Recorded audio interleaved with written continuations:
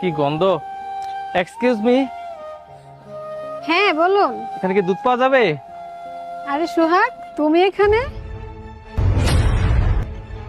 কিরে সোহাগ, এই গোয়ালিনী তো তোর চিনি, তুই কি আগে ওর সাথে গরুরে ঘাস খাওয়াইতি নাকি?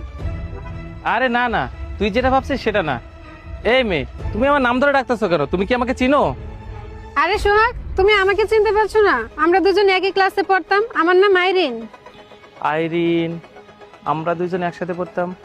ও, তুমি ক্লাসের টপার আইরিন? হ্যাঁ। তুমি তাও আবার এই অবস্থায়? রিয়াজ, তোকে আমি একটা মেয়ের কথা বলছিলাম না? হ্যাঁ। আমি যাকে প্রপোজ করেছিলাম ও আমাকে রিজেক্ট করেছে, এটাই সেই মেয়ে। আর জানিস ও আমাকে কেন রিজেক্ট করেছিল?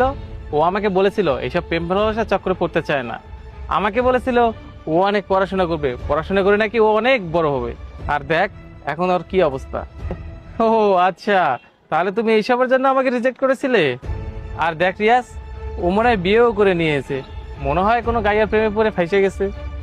আরে তুই আমার বন্ধুকে না বলেছিস?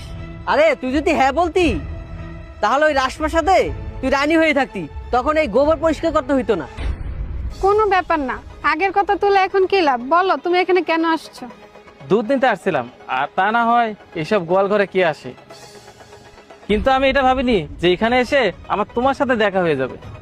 যাই হোক, তোমাকে দেখে না আমার দয়াও লাগছে, আবার ভালোও লাগছে। তোমার যে অহংকার ছিল, অ্যাটিটিউড ছিল, সেই সব খতম। মানছি আমি একটু পড়াশোনায় খারাপ ছিলাম, কিন্তু তখনও আমি একটা রিচ ফ্যামিলি থেকে বিলং করতাম, আর এখনো আমি রিচ। আর তুই তখন গরিব ছিলি, আর এখন ভিখারি হয়েছিস।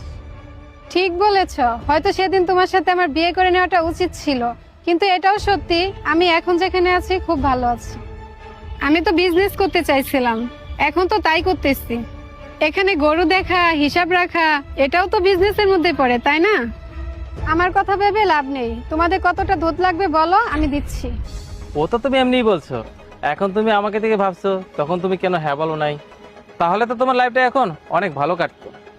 আমার ডিসিশনে কোনো দুঃখ নেই, আমি যেখানে আছি ভালোই আছি।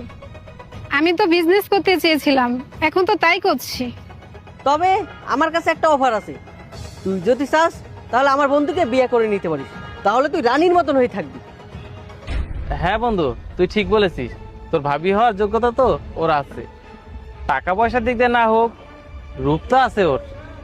দেখো আইরিন, তোমার জন্য একটা সুযোগ আছে। যদি তুমি চাও তোমার ওই গাইয়াবরকে ছেড়ে আমার কাছে আসতে পারো, তাহলে তোমার আর এই গরু ছাগল চড়াইতে হবে না, রাজরানী করে রাখবো আমি। সুহাগ,